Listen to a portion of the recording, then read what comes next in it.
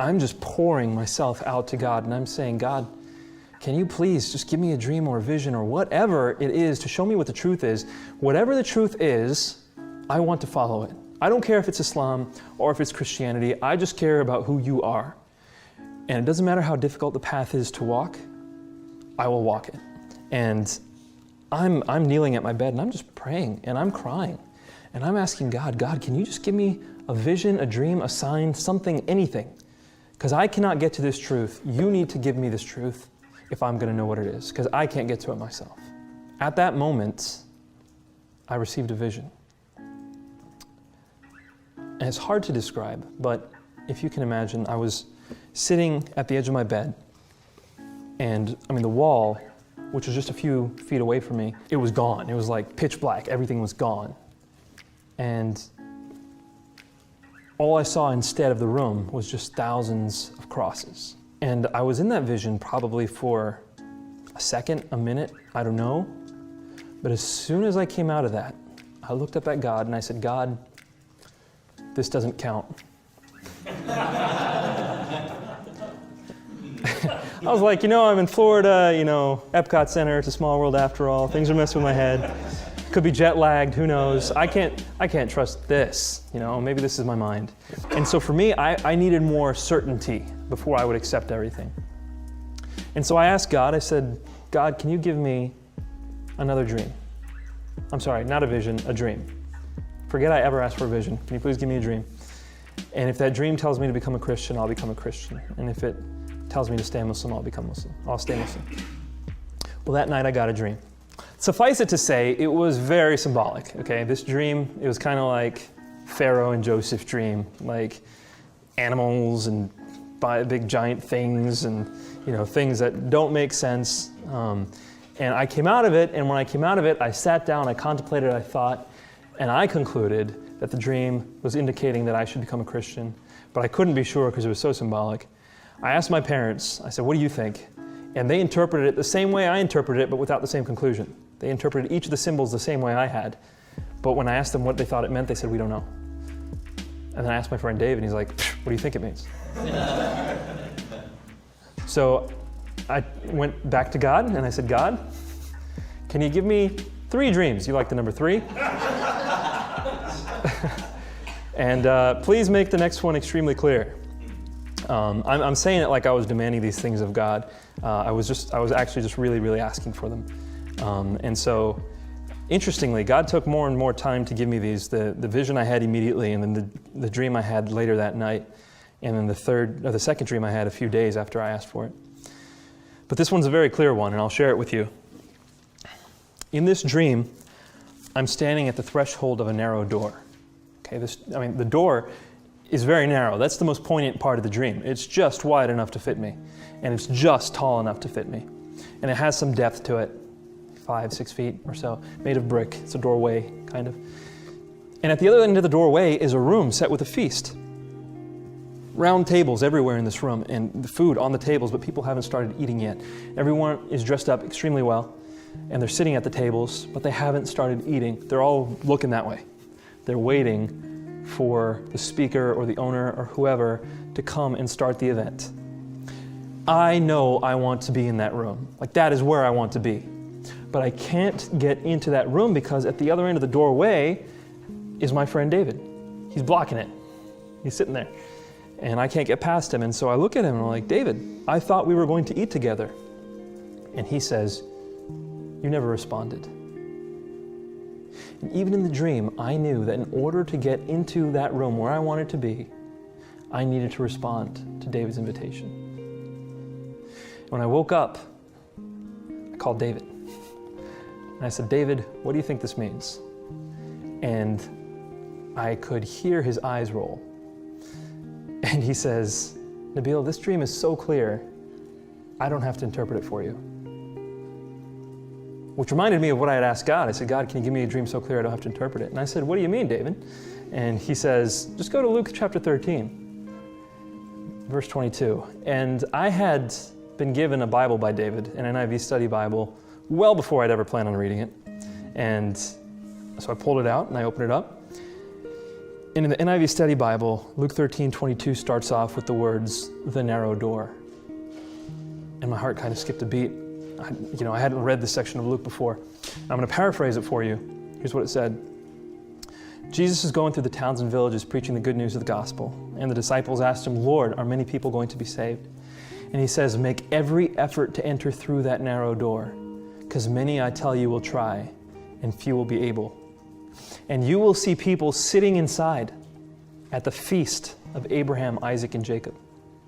Make every effort to enter before the owner comes and closes the door, or you'll be left outside weeping and gnashing your teeth. God had given me a dream where he placed me in the center of a New Testament parable, and he showed me exactly where I was and what I needed to do in order to be saved. He left no room for error. And so I did what you all know I would do, which is I asked him for a third dream. I knew what I'd have to do. I knew it. I knew what was true. But I knew that it was going to hurt me tremendously. And this was the end of the summer of my first year of med school, so I was just about to start the second year. In fact, it was my first day of second year of med school where I'm driving to school, and I decide all of a sudden, wait a minute, I can't do this. I need to turn around, go to my apartment, because I need comfort right now. I need time to mourn. And I said that to God. I said, God, I know what I'm going to have to do, and I need time to mourn before I do it, because I'm about to lose a lot. And so I went back to my apartment, and I opened up the Quran. And I started looking through it, and I said, where can I receive comfort here? Nowhere. There's nowhere in the Quran that actually touches your heart when you're in need for comfort. So I said, all right, I'll go to the New Testament. And so I started reading the New Testament. I'm going through back and forth. Like I said, this is an NIV study Bible. So there's all kinds of notes at the bottom. And I'm going back and forth. I'm reading all kinds of things, and I'm moving. And there's one part which says you can pray before God in confidence. I'm like, how do I know that? It says go to 1 John 5. I skipped to 1 John 5. It says you can pray before God in confidence because you have accepted Christ. I'm like, I haven't yet. And so it's like, I was just torn. And it took me a while to get to Matthew 10. But Matthew 10 makes it very clear. He who accepts me before the people of this world, I will accept before my Father in heaven.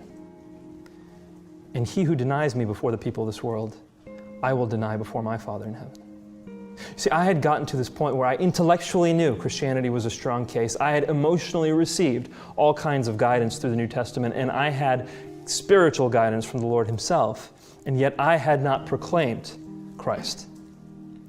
And so, without anyone leading me, I bowed at the edge of my bed, and I prayed the most Muslim version of the sinner's prayer you may have ever heard. But I prayed for the Lord to be Lord over my life, and I submitted to the fact that he died on the cross for my sins and that he rose. A few days later, after my parents knew, after they had found out, David had just moved. David had moved to New York, so my best friend was gone as well. I was all alone. I was praying before God, and I prayed to him through tears, and I said, God, why is it that I am still here? I cannot bear this kind of pain. Why did you not lift me up to heaven the moment I believed? Because I can't take this. This is too difficult. And I don't know about your theology again. I'm just going to tell you what happened to me. At that moment, I heard the words, because it is not about you. And all of a sudden, I felt like I had been shocked by 10,000 volts of electricity. I was stuck. I was literally mouth agape stuck for like 10 minutes. Just couldn't process. I was like rewired. I was rebooted in that moment. I just got up and I walked out, and all the pain and all the travail just kind of melted. And I got up and I walked out, and I looked outside and I looked at the world, and it looked so different. But I saw somebody walking, and all of a sudden, that person looked so much more different than any person had ever looked, because what I saw was not just someone. What I saw was someone that Christ had died for, that God himself had come incarnate into this world, that he was willing to take on pain and suffering and the humiliation of human flesh in order to die for. And I'm sitting here saying, woe is me? I'm sitting here thinking, why can't I go to heaven? God was in heaven when he came down to this earth, willing to suffer and die for the sake of others. And if I am going to follow Jesus the way he should be followed, then I ought to be willing to follow him by following him even to death and suffering if the need be. All of a sudden, my world changed, and I realized what the gospel really meant. And what it meant was a total change in my life. So that is me in a nutshell. That's my introduction. That's my story. That's the story of how one person left Islam and accepted the Lord. A man by the name of George Husni, up in Boulder, Colorado, has done some studies, and he says that about 70% of people you encounter will tell you, former Muslims will tell you, that there was some spiritual guidance, either some vision or some dream. That's true. The vast majority of them, though, do not have the ability to get a strong, solid case for Christianity. What they get instead is love from a friend or from someone they knew through a church. He said 100% of the people he surveyed said that love from a Christian love, was what led them to the Lord. So I was very different in that regard. For me, I had a friend, but it wasn't the love from him that I needed. It was the argumentation, which is how he really helped, and the rest the Lord did from there by himself.